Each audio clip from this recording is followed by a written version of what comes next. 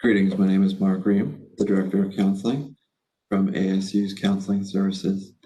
And today we're going to talk about suicide prevention, as our world is definitely experiencing a lot of heightened anxiety and uncertainty and depression and fear, and definitely suicide is a culmination of that. So as we're going through this video today, I want you to think about this from a couple different lenses. I want you to think about it for yourself.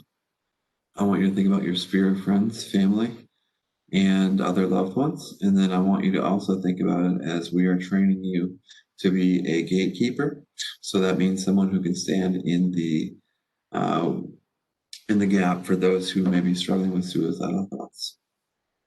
So this is normally a 2-hour training that we're going to condense into about 30 to 45 minutes. So we're going to go through quickly. So when we're talking about suicide, many people will have a strong reaction because we all have beliefs and thoughts about suicide. So many of them are fear, denial. You can't really be thinking about suicide, can you? Sometimes it's shock and anger. And again, if we're talking to someone who is suicidal and we are responding angrily, like, how dare you do that? Is that going to, I want you to think about it like, is that going to help facilitate a good discussion where they can trust you and talk to you more about their concerns, or is that going to shut the situation down? So when we think about suicide, we need to understand that the people who are strongly considering, possibly have attempted in the past, they believe that suicide is the best answer. Not only do they believe that, but they believe that most people in their lives would be better off without them, and that they would unburden those who really care about them. So our goal is to try to provide hope and let them know that people do care. So we're going to talk about some suicide facts. So it is the 10th leading cause of death in the United States. 48,000 people die every year by suicide in America, with 1.4 million attempts. Suicide is up over 33% in the last 20 years, and someone in the age range of 10 to 24 dies every hour in 48 minutes. 18 to 24-year-olds have almost a 19% higher prevalence of serious mental health issues, but they're also sadly the least likely to seek help. Over 1,100 college students die by suicide every year, which is more than 3 a day. And 50% of all college students say that at some point in time, they have a suicidal thought. Again, that might not mean that they have a plan or an intention, but some suicidal thoughts go through their mind. So we're going to bring this a little bit closer to home, to Texas. So this is data from high schoolers from a couple of years ago. In a class of 25 Texas high school students, at least one made a suicide attempt so severe in the last year that it required hospitalization or medical intervention. Almost 18% seriously thought about suicide, almost 15% made a plan, and 12% actually attempted. So most of those high schoolers now are here and in universities across the state and across the country. Even closer to home, ASU. So every student who comes to our doors, and then that's the counseling center doors, has to take a mental health assessment. And this is what our students seeking counseling score compared to their peers across the country. So we are higher in all these categories, and the most notable one is suicidal ideation. 44% of the students at ASU who seek counseling endorse some suicidal ideation, which is 8% higher than peers at other institutions across the country.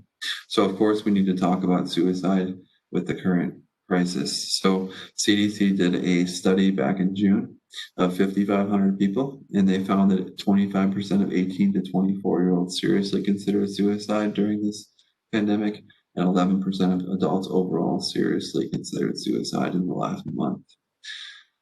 There's another study that was out there that projected anywhere from 27,000 to 155,000 deaths of despair are probable during this time of COVID. And the death of despair is defined as a death due to drug or alcohol use, suicide, but it's people are in such a state of despair because possibly they lost their jobs, they are deemed unessential workers, they are facing dire financial situations, they lost their freedom. Different things are creating deaths of despair. And as it relates to young people, we're seeing sadly far greater suicides now than we are deaths from COVID, according to Robert Redfield, the CDC director.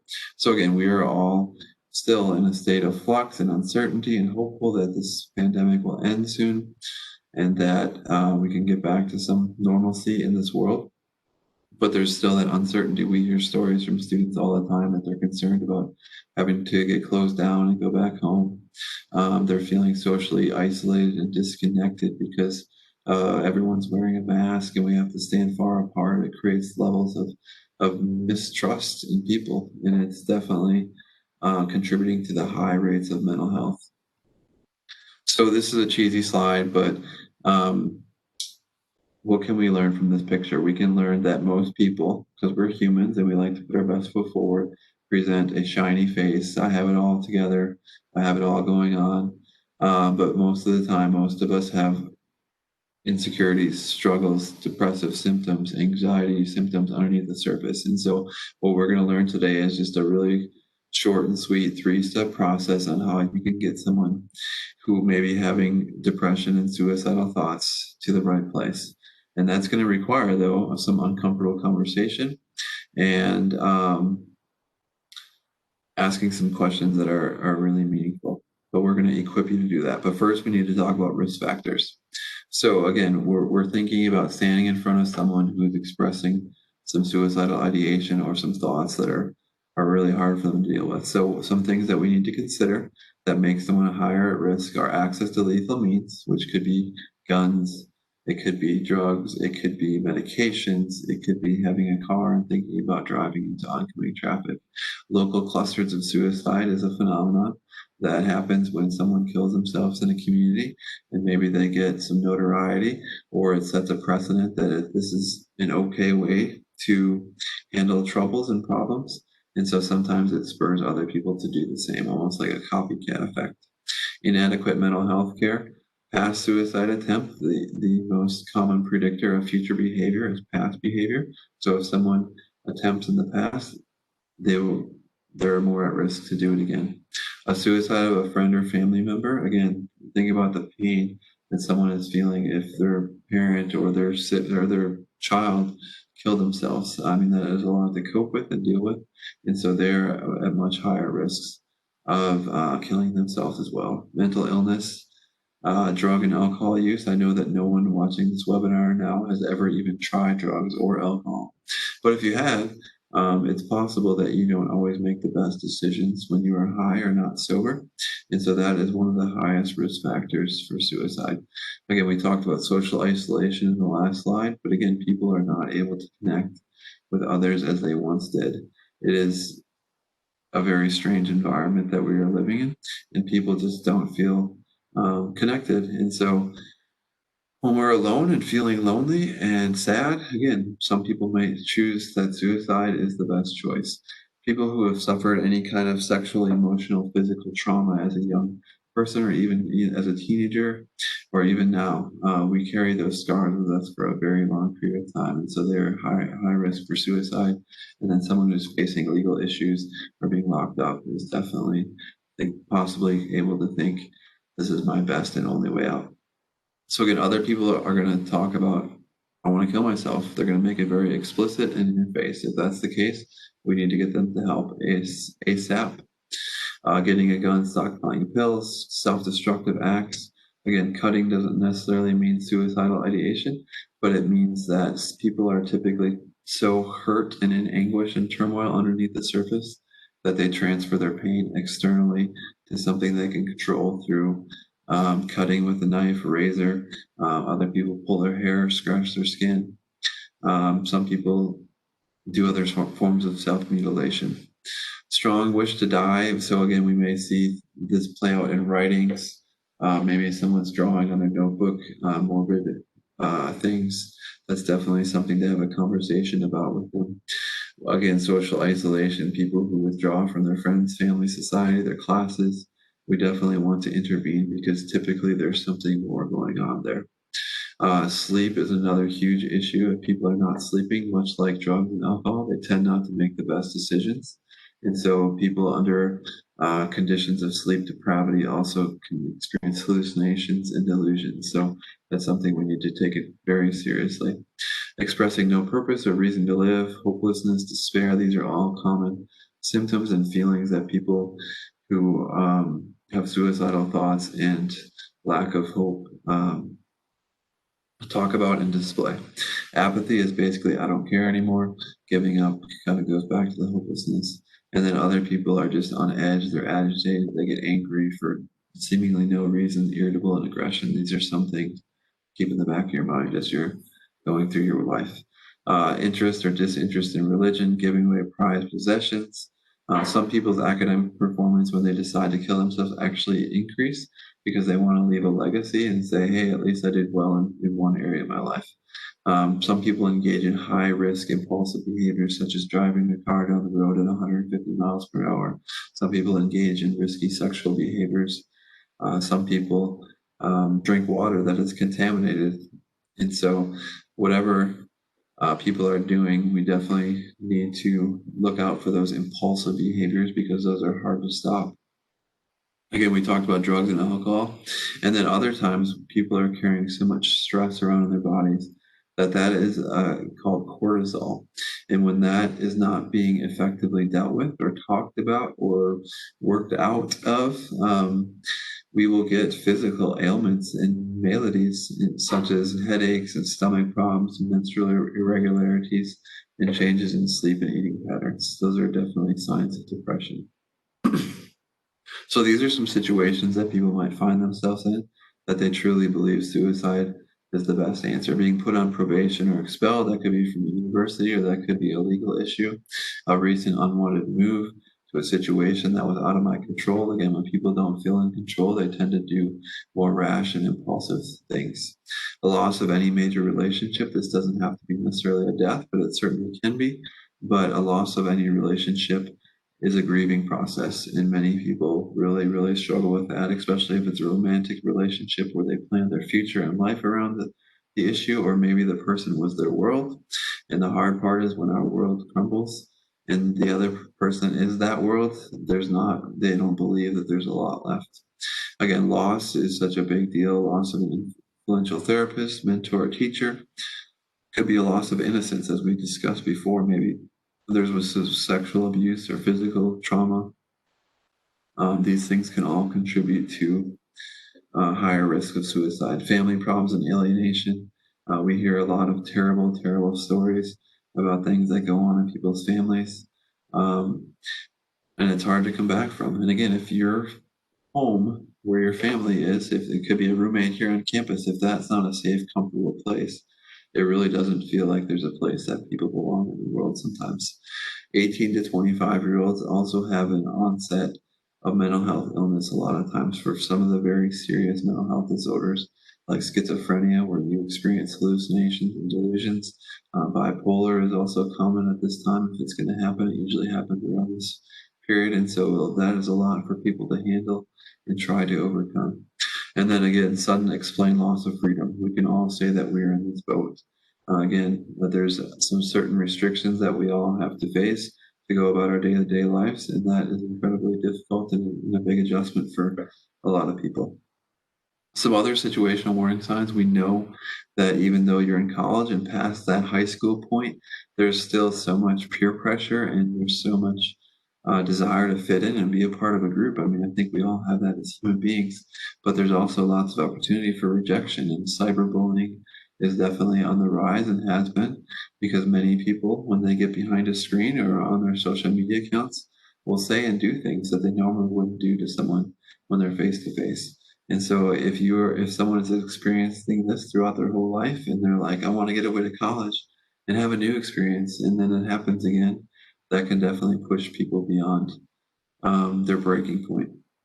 Financial problems are a huge concern, not just with COVID and people losing their jobs and unable to work, but anytime someone has a financial concern and they're not able to pay their bills or put food on the table for their family, suicide certainly can seem like the best way out. And then fear of becoming a burden to others. We hear that story every day. So many people are afraid to be judged and be open about their stuff. And they're carrying all that weight, sadness, and pain. And what that does is it creates an internal volcano. And so again, if we're not handling that correctly by talking it out, journaling about it, getting some exercise, making other healthy decisions, getting outside in nature, It's got to come out somehow. And so many people, it comes out through like panic attacks or mental breakdowns where people are crying for days and days. So one encouragement I have for anyone watching this video is please find one or two people that you can trust and share your stuff with, because we all have it and we all need help sometimes. All right, let's talk about some more stressors that are specific to college age. We hit on some of these, but difficulty adjusting to the new environment for many of you. This is a new city, possibly a new state, possibly a new country. But for everyone, it's a new university, a new environment. And so how do I make my way here? How do I figure out what the social order is? What I need to do to get from point A to point B? These are all considerations, and sometimes it's a huge struggle for some people. Some people have never had a family member go to college before, and this is all new things, and there's not a lot of guidance for some people. The great thing about ASU is we do have an office for everything and some very helpful staff and faculty members. And so please always reach out in those situations. We don't learn a lot about coping skills and social skills throughout our life. And so again, we're trying to make a whole new friend group, a whole new peer group. Going to student organizations can be a very intimidating, daunting task. And so a lot of people do end up feeling isolated and disconnected. The academics for most students are a much higher level, and especially when we're in this online social environment, it is very hard to adjust, and you have to self-motivate and keep up and follow the syllabus and know what's ahead of you. And for some people, that's really challenging, and they don't want to be a disappointment to themselves, to their professors, their parents. And so again, these are all warning signs for possibly people wanting to end their life. Feelings of failure, alienation, we talked a lot about that. All right, so we talked about a lot of the warning signs and risk factors, again, that we're looking out for. We're not asking everyone to turn into a private investigator, but most people will tell you some of these things or give you certain clues. But this is what we want to focus on when we are having a conversation about suicide or hopelessness or depression. People will not kill themselves for some of these reasons. Supporting other people, having a pet that depends on them, having some level of hope in their life. Some people won't kill themselves due to a religious belief or a personal belief. Other people need just having a counselor or access to health care is enough for them to stay alive. Other people need to have affirmation and boost their self-esteem. Best friends and social supports are always an incredible answer. And then on the bottom is sobriety, which we talked a lot about. Again, if people are sober, they're more likely to make rational and logical decisions. All right, so we're at the point where we're going to talk about the 3 steps that anyone can use to save a life. And they're question, persuade, and refer. So this whole process is really just intended to offer hope through positive action. And you are that positive action because you are going to stand in the gap for someone, let them talk, and help them get help. It's not supposed to make you a counselor by taking this, 40-minute training. You're not going to be a licensed counselor or maybe even feel comfortable in these situations. We want to give you some tools to help you feel a little bit more comfortable because we know these questions are hard. Speaking of hard questions, we're going to talk about the question of, are you thinking of killing yourself? Are you thinking of ending your life? This is the question that we need to have asked and answered. So, look at this young lady. She's supporting this other person. It's fantastic. This is what we want you to do, not necessarily sit on the floor or touch each other unless you feel comfortable. But so some tips for asking a question. Always talk to them alone in a private setting. Again, think about most people do not like to share their struggles and their burdens because we want to present that best foot forward. So try to find a private setting where you all can feel comfortable and spend plenty of time talking about it. This is not a time to check our phone or be distracted or go through our checklist in our mind. This is a time to be present and focus on their stuff. Know your resources, which we'll give you at the very end. An important thing is do not anticipate the reaction. Many people believe that if we talk about suicide, it's going to encourage people to do it, or someone's going to get really angry. Why would you assume that I'm suicidal? But what I can tell you anecdotally and from some research from my 13 years of experience when I've asked this question every day, people are so relieved that someone has taken the time and been courageous enough to ask them this question. Many times that volcano that we talked about before disintegrates, or at least flows out pretty significantly, because you are entering this sacred space with them. Some of these people have held this stuff for years and years and never told another person. So it is such an incredible, valuable question to ask. If in doubt, don't wait, ask the question. Again, we want you to ask the question and get the answer. That's the most important thing. If someone's reluctant, be persistent. We cannot let someone off the hook in this situation who says maybe, or I'm just really not sure if I want to live or die. That's not good enough. Allow the person to talk freely. Again, part of what makes counseling effective is just that we are giving people a private space that's confidential. There's no judgment, to share their hearts and to express some of those things that they've never been able to talk about. If you can't ask the question, find someone who can. Bring them to the counseling center. Have a police officer come. Have an RA or another staff member help you with this. Do you want to end your life? So there's going to be two types of people to ask the question. Some are very direct and they're willing to be blunt and they can just ask it straight up. Do you want to end your life? Are you thinking about suicide? Are you thinking about killing yourself? Again, those are the questions that we need answers to. Then there's going to be other people who are more, I just don't want to ask that right away. I worry that's going to harm the relationship and maybe they won't be able to tell me the truth. But if you are more of the relational type of person and you want to work your way into that question, these are some ideas that you can start with. Have you been down lately? Have you been so down that you're thinking about harming yourself? Do you ever wish you could go to sleep and never wake up? So again, whatever they answer to this question, we do need to have a follow-up question and get to that place where we ask them, are you thinking about killing yourself?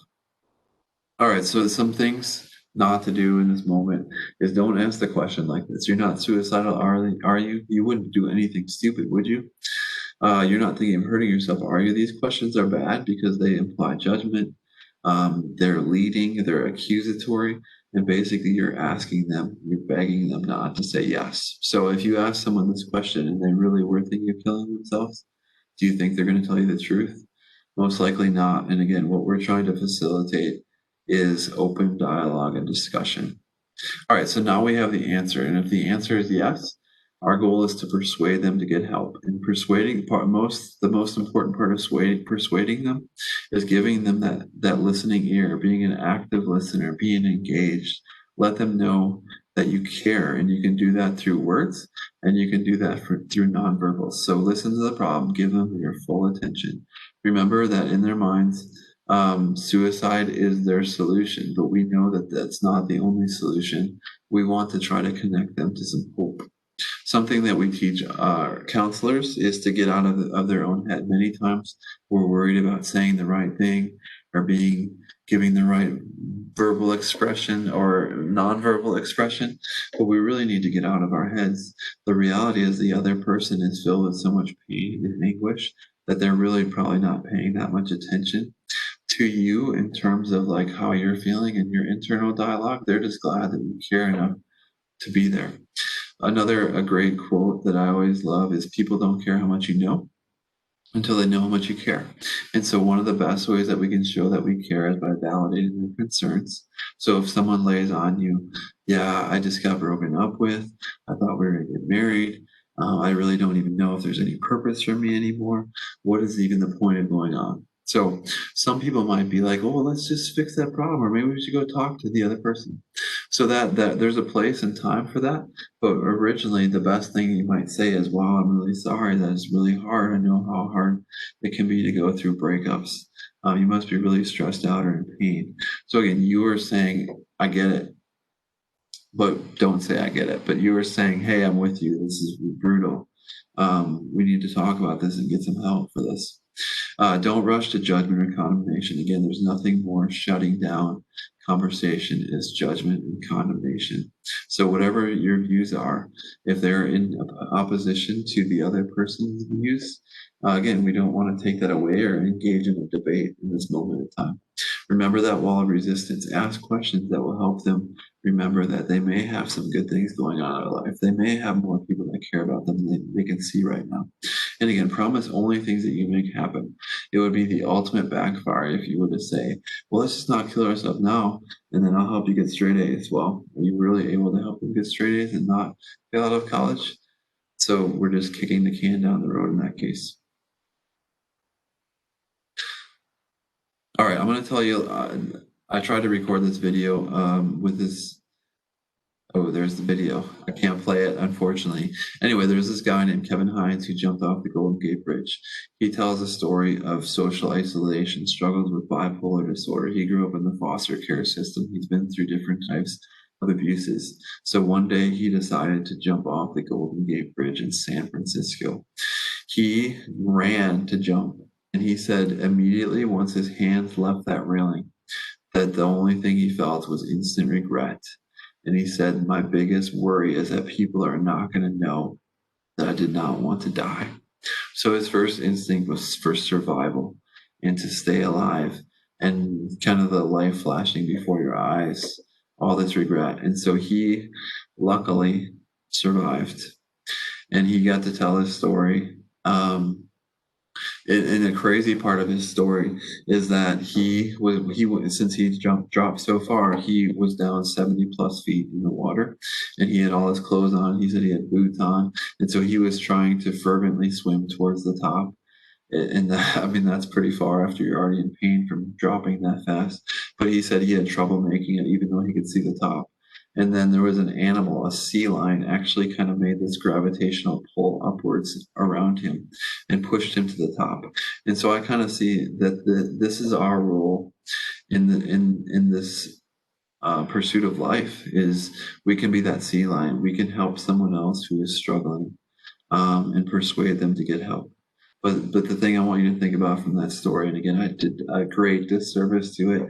If you have time, please check out his videos. It's Kevin Hines. One of my favorite videos is I survived the Golden Gate Bridge, or I jumped off the Golden Gate Bridge. But the other thing is, most people do not want to die. And so again, I want to alleviate the fear and the anxiety you have about asking that question and persuading them to get help. All right, so here's some just really simple tips on how not to ask the question. So we talked about this before, but don't immediately try to solve or fix the problem. That can be incredibly dismissive and invalidating. Again, there is time for that, but first let's hear them and validate them and let them know that it's normal for them to feel like this, and we're going to get them some help. Do not make the situation about you, and never say, I know exactly what you're going through, because really you don't. And then it also makes it about you, and it takes the focus off them. Never tell them to get over it, toughen up, or pull yourself together. That usually does not bode well for building trust. Please do not be distracted, and do not take the situation too lightly. So the way I measure this, even for myself as a licensed professional counselor, is if I'm sitting with someone talking about life or death issues, and I go home that night to lay my head on my own pillow, if I'm going to worry about them, that probably means I did not do enough. But if I asked good questions and I got them to a place of help, and I have a pretty solid guarantee that they're not going to do anything if they didn't go to a hospital or something like that, I can sleep well. And so I want you to think about that too. I mean, some people, certainly, there's a few small minority of people who like attention and maybe say some of these statements more often than they should. But most people who are talking about suicide are pretty serious about doing it. All right, so finally, we're at the referral stage, the last part of the three-step process. Really, we need to say, I'm concerned about you. I would really love for you to get help. Maybe you know a counselor at the counseling center who you feel like would be a good person to talk to. So anything that you can do to get them to the right place is going to be helpful. And the best referral is taking them directly to our office or taking them to someone who can help. Oftentimes, you can provide some insight and some points that maybe they shared with you that the student may not share with others, but it involves giving them hope so that they can do this on their own. All right, so here are some resources for referrals. Again, of course, we are always here, counseling services. But there's also, if it's an emergency situation, maybe we need to take them to the emergency room or a psychiatric hospital. There's some lists. The ASU crisis helpline. I'm going to talk about this for just a minute. So if you don't have this number in your phone, you need to put it in there right now. 325-486-6345. This number does not have to be for life or death issues. It certainly can be, but sometimes we just need to talk to a mental health professional at 3 a.m, and we don't want to wake up our friends or family. And so you can talk to them about any reason. Maybe you're having a panic and you think, well, this isn't an emergency, but it feels like an emergency. Please call that number. It's not going to go in your student record. It's going to remain confidential. We pay a lot of money for that number, and I think it can be used a lot more than it is being used. You can always call the police on campus, and we also have a great health center here on campus that you can visit 8 to 5 Monday through Friday. Here's some numbers. If you want to call other people that aren't affiliated with the university, we got numbers for everything. We got a national suicide line, we got a veteran line, we got a LGBT plus line, excuse me. There's text lines. You don't want to talk to someone verbally? Please text at home to 741-741 and be connected with help there. There's also chat lines that you can use online at these websites. And then finally, if you, again, are worried about someone else, you're worried about yourself, please file a Students of Concern report. That report goes to the Office of Student Affairs and several other helpful offices on campus. And what we do when we get that report is we make a game plan on how we can intervene, how we can reach out to that student to let them know that other people care. And again, that way, if you are the person that they're sharing with, you're not feeling like the weight of that person's shoulders is just on you. We want to support you in that. All right, so let's talk about counseling services. We're open from 8 to 5, Monday through Friday. We have walk-in hours available every Monday through Friday from 9 to 3. We have different counseling options. So the best way to come in and get seen quickly is to do the 9 to 3 walk-in times. If you want to call ahead to schedule that appointment, please call that number listed. If you don't feel safe or if you have health concerns about coming into the counseling center, we do offer teletherapy options via WebEx or phone calls. So we are available to help. Please walk people over. We want to be a great resource. Likewise, if you have a situation where you're unsure of how to handle what to do, we are open for consultations. We will work with you to talk through a situation, to give you some guidance on how to handle it. We talked about the ASU crisis line on our website, which is listed up in the upper right-hand corner. There's a grouping of online self-help videos talking about everything from depression to how do I deal with anxiety during a time of COVID to medications. There's literally hundreds of free videos that anyone can watch at any time. And then we also have a bunch of great apps listed that are free that will help you with mood tracking, with mindfulness and meditation. And then if you are so inclined to have an Instagram account, if that's still a thing, please consider following us. It has all of our events. We do many outreach and training events that we would love to have you come to. This semester, we're actually, for everyone who comes to one of our events and fills out a survey, we're giving away some Apple AirPods. And the next semester, we're going to give away a JBL speaker.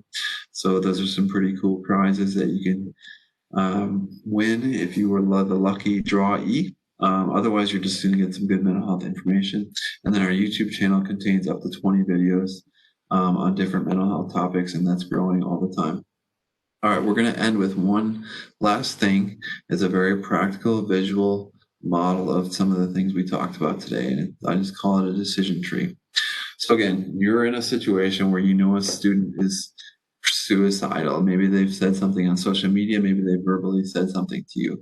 What we want to do is we want to figure out, is a student in imminent danger? Imminent danger means they are a high likely threat to themselves. And so if they answer yes to that question, we have certain steps to follow. We would call police if it's on campus, and if it's off campus, we would call 911. We would definitely file a Students of Concern report to let the university know so that we can help you and follow up with you. If you talk to the student and you're not sure if they are an imminent threat, again, go through those QPR steps. Ask that question. Are you thinking of killing yourself? Are you sure that are you going to be able to survive and live? If they answer those questions and we deem that they are suicidal, then we would jump back up here to the on-campus call police, off-campus don't call police. If we they answer the questions and we know that they're going to be safe. Maybe they were just going through something and they're okay. What we can do is certainly refer them to counseling services, definitely file an incident report. If it's after hours, you can always give them an ASU crisis helpline so that they know that there's additional support for them. So that's just a quick depiction. These things are what police would do after they get called out. So we don't really need to go through that at that point in time. But we need to wrap this up for today. I thank you for watching. Again, this is a hard time for everyone. We need to acknowledge that. We need to know that there's lots of uncertainty, anxiety, depression, fear, loss of freedom. All these things are converging into this moment. So let's all work to keep our university safe and be a support for each other. Thank you all for your time. Please spread the message and let us know if you need anything.